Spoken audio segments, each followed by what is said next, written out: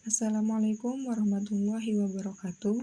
Saya Dia Febriana selaku moderator sekaligus pemateri pertama dari kelompok 1 yang akan mempresentasikan hasil diskusi bisnis plan kelompok kami. Adapun rekan kelompok saya diantaranya ada Fajrina Khairunisa sebagai pemateri kedua, Dian Lusuci Kartikawati sebagai pemateri ketiga, dan Cindy Erlia Hudriani Putri sebagai pemateri keempat. Baik, langsung saja saya akan memaparkan materi pertama, yaitu tentang eksekutif summary. Produk kami ini kami beri nama keripik naci, yang dimana keripik naci itu singkatan dari keripik nasi aci, yang merupakan sebuah cemilan yang berbahan dasar aci, tetapi tidak sama seperti cemilan yang berbahan dasar aci lainnya yang bertekstur kenyal. Kami membuat inovasi yang berbahan dasar aci namun dengan tekstur yang crispy. Produk ini adalah produk homemade yang kami promosikan melalui sosial media. Di antaranya itu ada Instagram, WhatsApp, Facebook, dan pamflet. Keripik naci ini cemilan sederhana yang cocok untuk teman nonton drama, film, dan sebagainya. Kemudian latar belakang. Di latar belakang ini, di mana di era globalisasi seperti ini, perubahan perilaku masyarakat yang semakin mengarah ke berbagai hal praktis, hal tersebut membuat kami memunculkan produk dalam kemasan yang praktis. Kami mengangkat produk keripik naci ini karena ada beberapa hal. Di antaranya itu, kami melihat sudah banyak cemilan yang berbahan dasar aci yang diolah dengan tekstur kenyal seperti cimol, bakso aci, cirambai, serta cireng. Nah, dengan hal itu kami membuat inovasi baru yang berbahan dasar aci namun dengan tekstur yang crispy, seperti yang telah saya paparkan sebelumnya di eksekutif summary. Nah, kami terinspirasi untuk membuat inovasi baru dari cemilan khas Bandung ini yang berbahan dasar aci karena kegemaran masyarakat dalam mengonsumsi makanan ringan di Indonesia itu naik menjadi 2,56% pada kuartal pertama pada tahun 2022. Nah, hal tersebut menjadi peluang dan hal positif bagi para wirausaha dalam mengembangkan usahanya dalam industri makanan ringan. Peluang cemilan ini cukup besar karena bahan yang digunakan untuk membuatnya itu termasuk murah dan mudah didapatkan. Produk keripik naci ini memiliki kelebihan dan keunikan yang dimana produk ini belum ada yang memproduksinya di masyarakat. Kami membuat produk ini karena ingin membuat inovasi baru dari olahan aci yang sudah ada, yang mengutamakan kualitas baik dari segi pemilihan bahan, kebersihan alat produksi, dan pengemasan yang praktis. Nah, produk ini renyah, gurih dengan adonan aci, nasi, dan bumbu-bumbu khasnya. Nah, selanjutnya itu ada visi dan misi, di mana visi dan misi ini berisi yang pertama, visi menciptakan produk cemilan yang berbahan dasar aci yang praktis serta banyak diminati oleh masyarakat dengan tekstur yang crispy. Di mana misinya itu berusaha mengembangkan inovasi-inovasi baru dari usaha keripik naci atau keripik nasi aci. Sekian pemaparan materi dari saya, akan dilanjutkan oleh rekan saya. Kepadanya dipersilahkan. Baik, terima kasih atas kesempatan yang diberikan kepada saya. Saya, Fajrina Khairunisa, akan melanjutkan materi selanjutnya, yaitu CV para pendiri. Adapun CV para pendiri dari produk keripik naci ini diantaranya adalah yang pertama, Cindy Erlia Hudriani Putri, tempat tanggal lahir di Aibeta 12 Desember 2002, agama Islam, jenis kelamin perempuan, alamat rumah di Desa Perigi, Kecamatan Suela, Kabupaten Lombok Timur. Yang kedua, ada Diah Febriana, tempat tanggal lahir di Meninting 23 Februari 2003, agama Islam, jenis kelamin perempuan, alamat rumah di Desa Sandik, Kecamatan Batu Layar, Kabupaten Lombok Barat. Ketiga ada Dian Luh Kartikawati, tempat tanggal lahir di Mataram 2 Maret 2002, agama Islam, jenis kelamin perempuan, alamat rumah di Desa Terwai, Kecamatan Pujut, Kabupaten Lombok Tengah. Dan yang terakhir, Fajrina Hairunisa, tempat tanggal lahir Dasen Tengah 7 Desember 2002, agama Islam, jenis kelamin perempuan, alamat rumah di Desa Pejaring, Kecamatan Sakra Barat, Kabupaten Lombok Timur. Baik, selanjutnya di sini ada aspek pemasaran.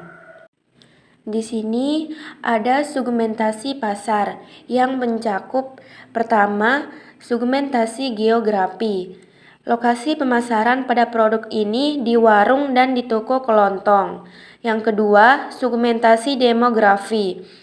Segmentasi ini dilakukan dengan membagi pasar ke dalam kelompok-kelompok berdasarkan variabel demografis sesuai dengan usia, jenis kelamin, dan pendapatan. Yang pertama di sini ada usia, yaitu produk keripik nasi ini dapat dikonsumsi oleh kalangan anak-anak hingga dewasa. Yang kedua di sini ada jenis kelamin, yaitu produk keripik ini dapat dikonsumsi oleh perempuan maupun laki-laki. Yang ketiga, pendapatan. Produk ini dapat dibeli dengan pendapatan konsumen golongan menengah ke atas dan golongan menengah ke bawah, karena produk ini memiliki harga yang terjangkau. Yang ketiga ada segmen psikologis. Produk ini tidak dilatar belakangi pada karakteristik kelas sosial, gaya hidup, serta karakteristik kepribadiannya. Selanjutnya ada strategi pemasaran. Yang pertama, strategi harga. Total dari biaya yaitu Rp40.000. Kemudian, laba bersih yang ingin diperoleh adalah Rp120.000 dan laba kotor pendapatan yaitu Rp40.000 ditambah dengan Rp120.000 sehingga menghasilkan Rp160.000.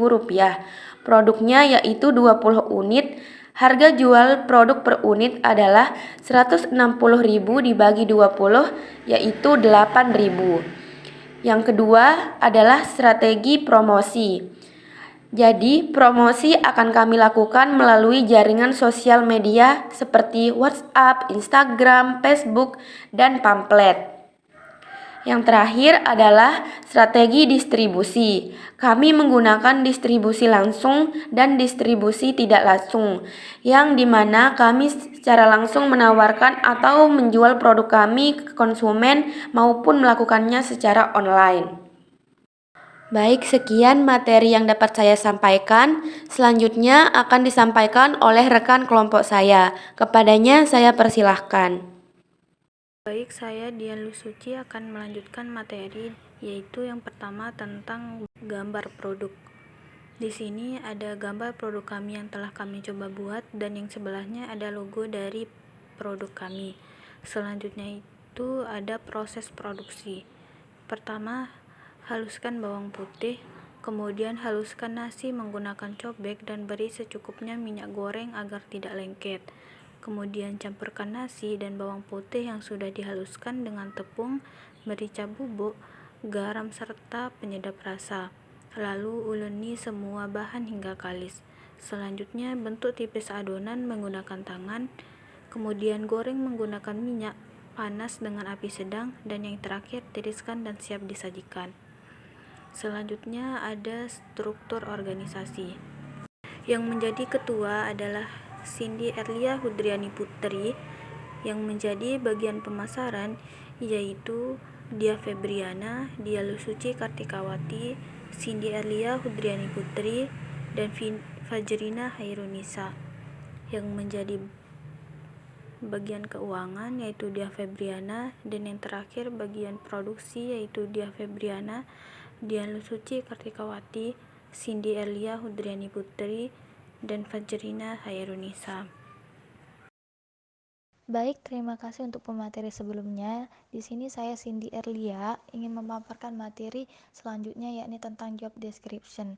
Yang pertama di sini ada ketua yang tugasnya itu memimpin perusahaan, bertanggung jawab atas perencanaan, pengorganisasian, pengarahan dan pengawasan. Yang kedua yakni bagian pemasaran bertugas untuk melakukan perencanaan strategi pemasaran seperti promosi dan penyaluran barang, merencanakan strategi marketing untuk kedepannya.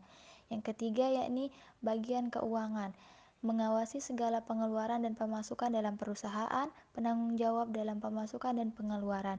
Dan yang terakhir, bagian produksi, mengkoordinir serta memberikan arahan kerja kepada karyawan, menyiapkan bahan produksi, membuat produk, hingga pengemasan. Baik, materi selanjutnya yaitu tentang aspek keuangan. Di sini kelompok kami sudah merencanakan anggaran pengeluaran. Yang pertama yaitu ada bahan baku asumsi selama 3 hari dengan total bahan Rp40.000. Dan untuk suatu bulan produksi memakan biaya Rp400.000. Dan untuk total untuk biaya-biaya dari stiker dan standing pouch yakni Rp46.000 dengan total pengeluaran Rp446.000. Materi selanjutnya yaitu analisis break-even point, yaitu perhitungan laba bersih. Di sini total cost untuk analisis break-even point ini senilai Rp446.000.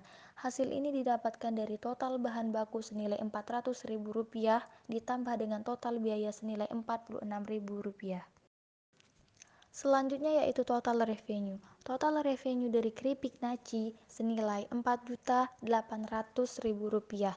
Total itu dihasilkan dari 20 bungkus keripik naci yang dikalikan dengan harga satuan yakni senilai Rp8.000 lalu dikalikan dengan 30 hari. Selanjutnya yakni laba kotor. Laba kotor yang didapat senilai Rp4.400.000 yang dimana hasil ini dihasilkan dari pengurangan total revenue dengan total bahan baku. Selanjutnya yaitu laba bersih. Laba bersih yang didapat senilai Rp4.354.000 per bulan. Jumlah ini dihasilkan dari hasil laba kotor dikurangi dengan total biaya. Demikian presentasi dari kelompok kami. Kurang dan lebihnya mohon dimaafkan. Wassalamualaikum warahmatullahi wabarakatuh.